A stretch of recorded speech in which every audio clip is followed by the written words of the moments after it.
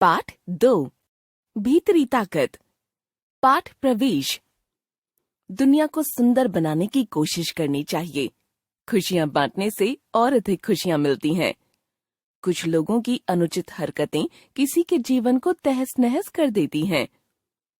विकलांग अरुण ने धैर्य, संयम, साहस और भीतरी ताकत से असंभव को भी संभव कर दिखाया। 8 साल की उम्र में अरुण के साथ एक हादसा हुआ। रविवार को सुबह सुबह वह कॉलोनी के मैदान में खेलने निकला, लेकिन अभी वहां कोई बच्चा नहीं आया था। उसे एक तरफ फुटबॉल पड़ी दिखाई दी। उसे लगा कि यह जरूर 11 नंबर वाले मोहन की होगी। उसने उसे पैर से धकेला तो बॉल पास में पड़े पत्थर से टकराते हुए जोर के धमाके से फट गई। अरुण के पैरों का निचला हिस्सा बुरी तरह जख्मी हो गया था। कई साल के इलाज के बाद भी उसके पैरों में जान नहीं आ पाई थी। अब अरुण ने अपने इन्हीं पैरों के साथ जीना सीख लिया था। वह बहुत हिम्मत वाला लड़का था।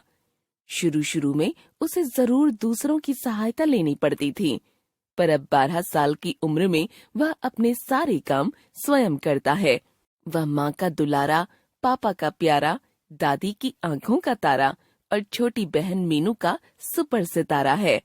वह अपने कामों के लिए परिवार पर निर्भर नहीं करता, बल्कि सबके कामों में हाथ बटाता है।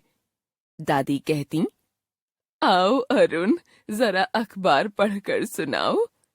माँ कहती, अरुण, जरा मेज लगाने में मेरी मदद करो। पापा की किताबों और फाइलों को सहेज कर रखना उसका ही काम है। घर वाले भी उसे एहसास दिलाना चाहते थे कि वह बहुत हिम्मती है और हर काम कर सकता है। वह अपनी पहिए वाली कुर्सी को इधर उधर धकेलता हुआ कहीं भी पहुंच जाता है। स्कूल जाने में उसे शुरू में घबराहट होती थी। वह बच्चों के साथ खेल नहीं पाता था, पर शीघ्र ही उसने अपनी भीतरी ताकत को सक्रिय कर लिया था। उसके इरादों में किसी प्रकार की कमी नहीं आई थी।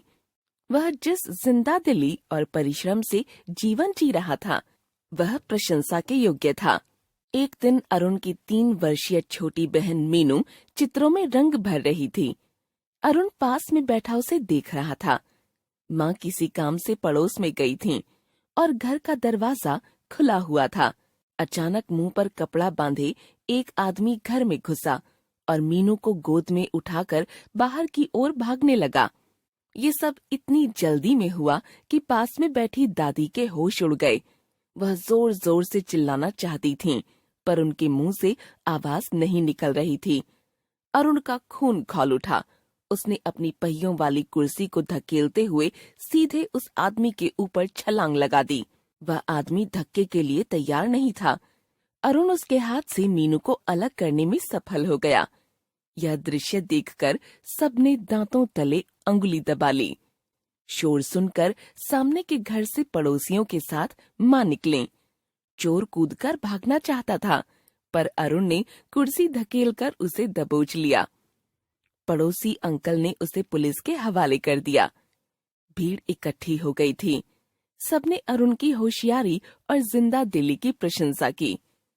पास खड़े सब लोगों ने प्यार से उसकी पीठ थपथपाई।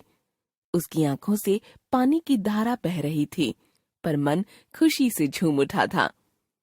इस घटना ने सबको अचंभित कर दिया था। क्या ऐसा भी हो सकता है? विकलांग अरुण ने इस पर प्रश्न चिन्ह लगा दिया था। हाँ, हो सकता है।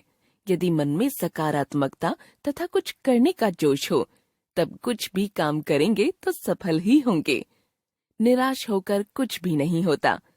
धैर्य, दृढ़ता, संयम और साहस से सब कुछ संभव हो सकता है। लेखक डॉक्टर निर्मल दलाल।